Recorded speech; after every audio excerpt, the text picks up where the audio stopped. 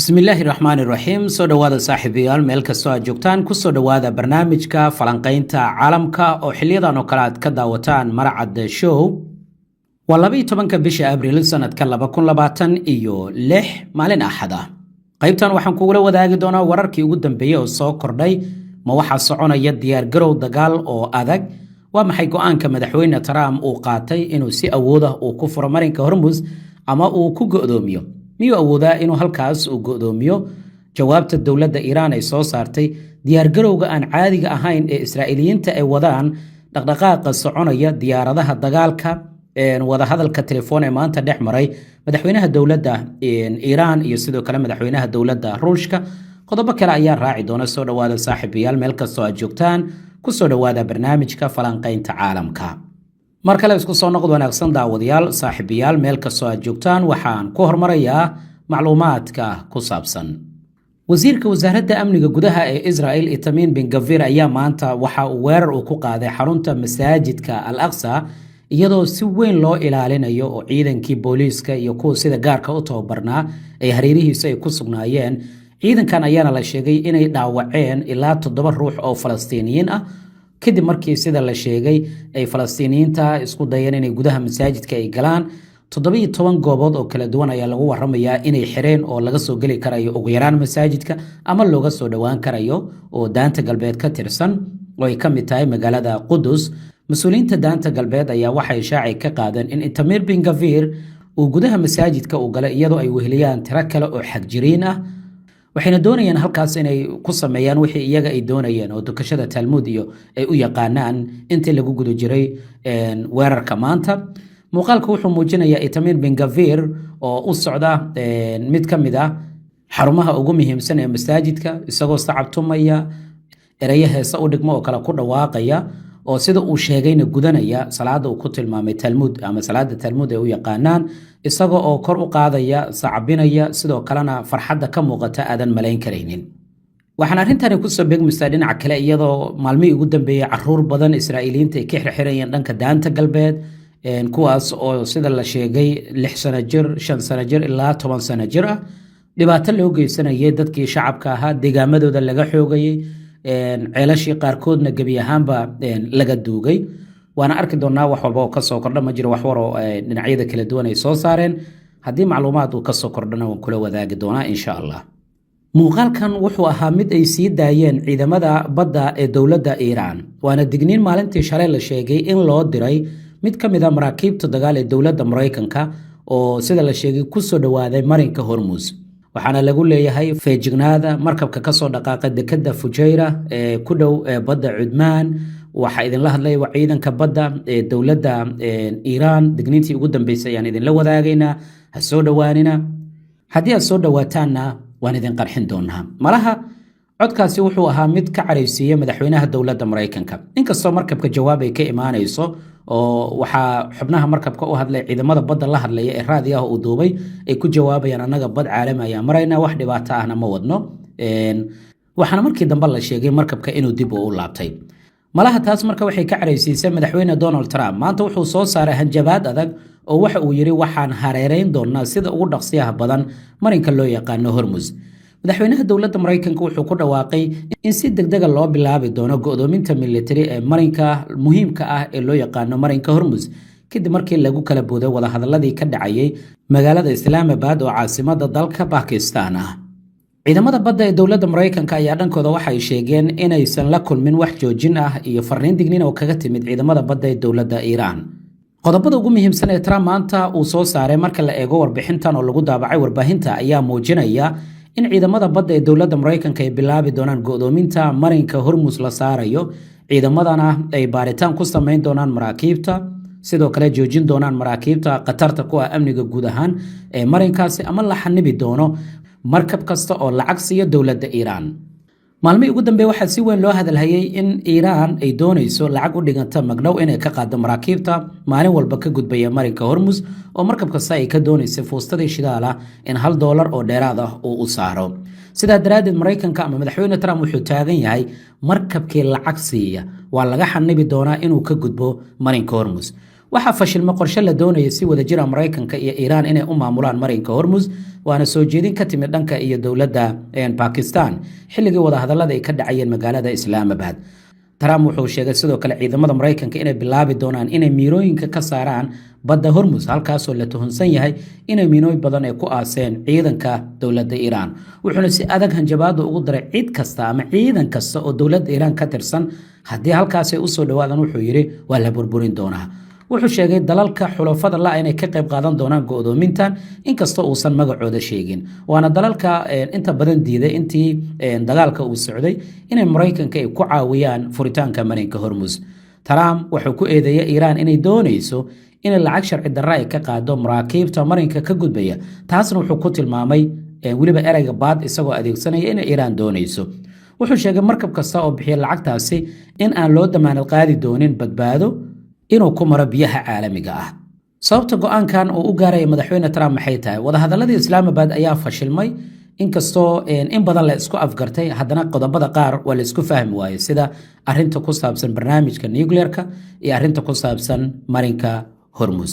micnaha tani waxay ka dhigan tahay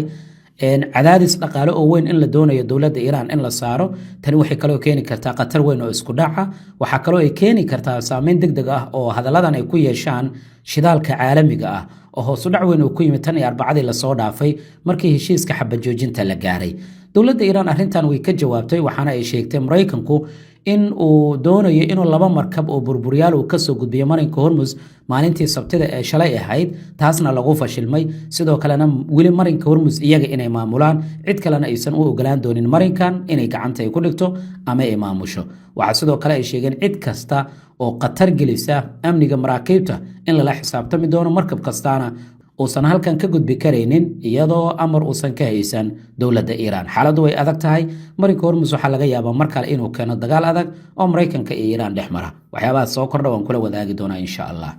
dhaqdhaqaaq militari oo aan caadi ahayn ayaa ka soconaya gobolka bariga dhexe, si gaar ahaaneed Israa'iil iyo sidoo kale Mareykanka. dhaqdhaqaaqaas oo u muuqanaya mar kale in loo diyaar garoobayo in la beegsado xarumaha muhiimka ee ku yaala gudaha dalka Iiraan iyo suuragalnimada dagaal in dib loogu laabto markii saddexaad. wargeyska iyo dacwada xarnood ayaa daabacay warbixin ku saabsan in Israa'iil ay si dhaba u kordhisay diyaar garowgeeda dhanka militariga kadib markii ay fashilmeen wadaxaajoodyadii ka dhacay dalka Pakistan. waxay arrintaani ka dhigan tahay Tel Aviv inay u aragto fursad kale oo muhiim ah suuragalnimada dib u bilaabashada dagaalka. weliba waxay u aragtaa mid aad u dhow, isla markaana waxay doonaysaa inay diyaar u noqoto weerar kasta haddii xiisadu ay sii xumaato, wadahadallada iyo dadaalada diblomaasiyadeedna mar kale ay fashilmaan. maanta waxaa la diiwaan geliyey garoon diyaaradeedka lagu magacaabo Ben Gurion inay dhowr diyaaradood oo dagaal ay ka degeen, si gaar ahaaneed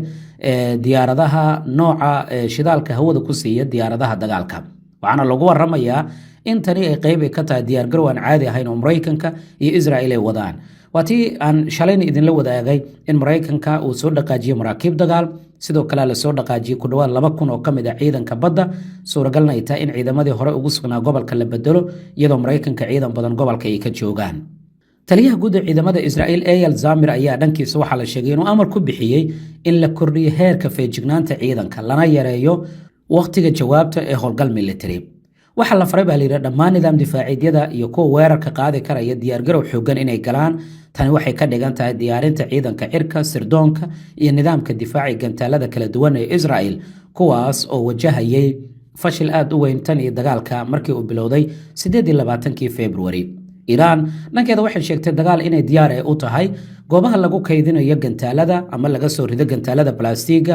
iyo xogihii sirdoon ee la helay maalmihii ugu dambeeyay ee nasiinada lagu jira ayaa suuragal ah in Israa'iil iyo Mareykanka ay doonayaan markaan inay beegsadaan. waxaa sidoo kale laga fikirayaa suuragalnimada inay beegsan karayaan xarumaha tamarta iyo xarumaha kale ee muhiimka ee dalkaasi Iiraan. fashilka wadaxaajoodyadii u dhaxeeyay Tehran iyo sidoo kale Washington oo la filayay in uu horseedo heshiis lagu soo gabagabeyn karo dagaalkii 28 February bilowday ayaa sii kordhiyay hubanti la'aanta gobolka. labada dhinacna midba midka kale wuxuu ku eedeynayaa burburinta wadahadalka, iyadoo weli la sugayo in la ogaado in wareeg kale oo wadaxaajooda la qaban doono inta lagu guda jiro xabajoojinta ku meel gaarka ee 2 toddobaad ah. dagaalkii Mareykanka iyo Israel ay galeen ayaa sababay in ka badan 3,000 oo ruux inay dhintaan iyadoo la burburiyo xarumo rayida iyo xarumo militari oo labada dhinac ay lahaayeen. Waxaa sidoo kale dagaalka saameyn uu ku yeeshay dowladaha gobolka. Maanta waxaa dhinaca kale telefoonka ku wada hadlay madaxweynaha dowladda Iran Mas'uud Pezeshkian iyo madaxweynaha dowladda Ruushka Vladimir Putin. Waxaanay ka wada hadleen sidii xasiloonidii gobolka dib loogu soo celin lahaa maadaama wada hadalladu ay fashilmeen. qoraal ka soo baxay madaxtooyada dowladda Iran ayaa waxa lagu sheegay labada dhinac inay muddo badan ay ka wada hadlayeen aragtidooda ku aadan sida amniga loo xaqiijin karayo xasiloonida galbeedka qaaradda Aasiya laga wada shaqeyn karo. arrintan waxay imaanaysaa iyada oo Ruushka iyo Shiinaha lagu eedeeyo in inta badan ay taageero ay siiyaan dowladda Iran oo ay ka taageeraan dhanka hubka iyo satellite-ka. saacadii ugu dambeeyna waxa aad u xoogeysanayay macluumaadka ku saabsan in hub ay gaarsiinayaan labada dhinac waa Ruushka iyo Shiinaha ee dalkaasi Iran. wax walba arrimahan ka soo kordhay insha Allah waan ogaan doonaa. aad baad u mahadsantahay like sar muuqaalka la wadaag saaxiibadaada waad mahadsantahay. dhinaca kalena dowladda Iran ayaa ku dhawaaqday in marinka Hormuz uu u furan yahay dhammaan maraakiibta aanan ahayn kuwa military sida lagu sheegay qoraal ka soo baxay ciidanka ilaalada kacaanka ee dowladda Iran. tani waxay ka dhigan tahay in durba la isfahmay waliba waxay yiraahdeen maraakiibta aan militariga ahayn shuruudo gooni ah ay halkan kaga gudbi doonaan. cadaadis weyn ayaa jira wax walba soo kordha waan ogaan doonaa insha Allah. dhanka Lubnaan sidii ay duqeymihii iyo dagaaladii u socdaan oo u dhaxeeyay Israel iyo sidoo kale Hezbollah. dowladda Cumaan waxay ugu baaqday dhinacyada Tehran iyo Washington mar kale inay ka fakaraan sidii dagaalka loo soo gabagabeyn lahaa. waxaana lagu waramayaa in hadalkan uu soo jeediyay wasiirka wasaaradda arrimaha dibadda ee dowladda Cumaan. insha Allah taala wax walba soo kordhan kula wadaagi doonaa. nabadgelyo. wassalaamu calaykum waraxmatullaahi wabarakaatuh.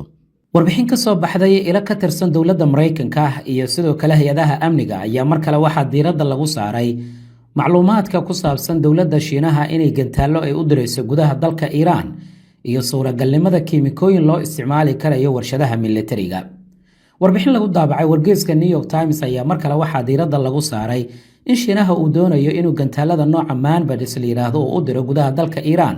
toddobaadyadii la soo dhaafayna waxa la sheegay sidaas oo kale isla gantaaladan oo garbaha laga tuuro in ay u direen gudaha dalkaasi Iran si loogu taageero dagaalka ay kula jirto Israel iyo sidoo kale Mareykanka.